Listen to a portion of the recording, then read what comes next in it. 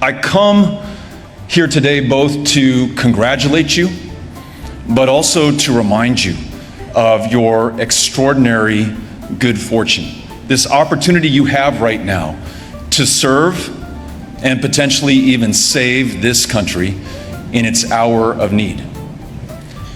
You see and you are well aware of what is happening to, within, and even coming out from this country right now. The incitement to political violence, the abnegation of hard-won alliances, turning our back on human suffering and human rights at home and around the world.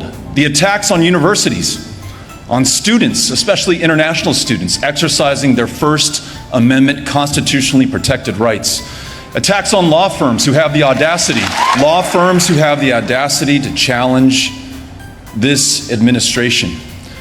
The rollback of the right to vote and other foundational freedoms here in America, and perhaps most alarmingly to you, the undermining of the rule of law and the U.S. Constitution. Given your education, everything that you have learned here over the last 3 years, I think you understand the implications of all of this better than most.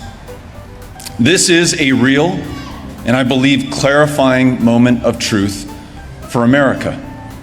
And within this moment, we're going to be asking ourselves as Americans some very important basic questions like, will we submit to the powerful and the strong, or will we continue to be ruled by the law?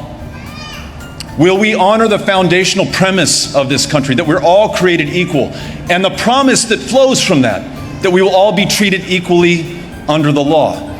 Will this great democracy, the exception in the history of the world, and really still the exception on much of the planet today, will it persist or will it perish? Will we still be a government of, by, and for the people? I believe that as both students and now practitioners of the law, within your hands is the power to answer each and every one of these questions, not just for yourselves, not just for your generation, but for all of the generations to come. Now, you can be forgiven for wondering whether that's really true. When you think about what is in your hands, and you look at the concentration of political power in the hands of the president, for example, or economic power in the hands of the oligarchs, or even cultural power in the hands of the billionaire masters of algorithms and influence, what is in your hands that compares to what is in theirs? Or maybe put another way, is there any hope that people such as you, such as all of us, outside of the traditional? And so the question you might ask yourself is, what can I do about this? And perhaps the better question that we ask of ourselves is, what can all of us do about this? And to answer it, I'll invoke a higher authority from another time in American history. 1858. Think about just how contentious and divided and polarized the country was then. Think about the questions that America was about to ask itself and the answers that would be delivered over the coming Civil War and Reconstruction and its aftermath.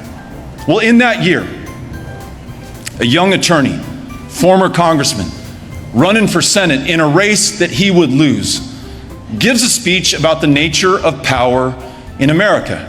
You know, you have the power of the presidency, the legislatures, the courts even. But more powerful than all of that, Abraham Lincoln said, is all of us. In that speech, he says, public sentiment is everything. With it, nothing can fail. Without it, nothing can succeed. He was talking about our power to politically push those in these high positions to do the right thing at these moments of truth. He anticipated what would be needed for the abolition of slavery, for the civil rights and voting rights leaders that we just talked about. He anticipated all of us at this moment, because I challenge you to find another time in American history where more is on the line for all of us where the very question of America hangs in the balance. We know those other times. Johnson described them in that speech in 1965. As it was at Lexington and Concord, that courthouse in Appomattox, Normandy, Selma, so it is today with all of us. And I want you to know, and I hope that you feel this, you are the heirs to all that service and sacrifice and struggle that won America through every one of those tests and trials that we've been through before. What you do with this inheritance will define you in the eyes of history and will determine what is possible for this great country.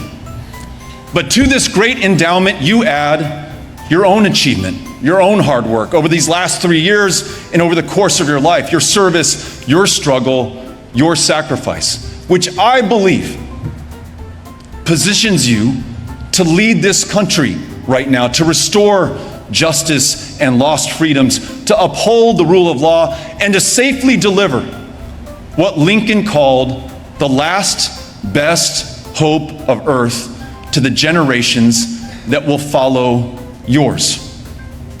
History is watching. The world is waiting.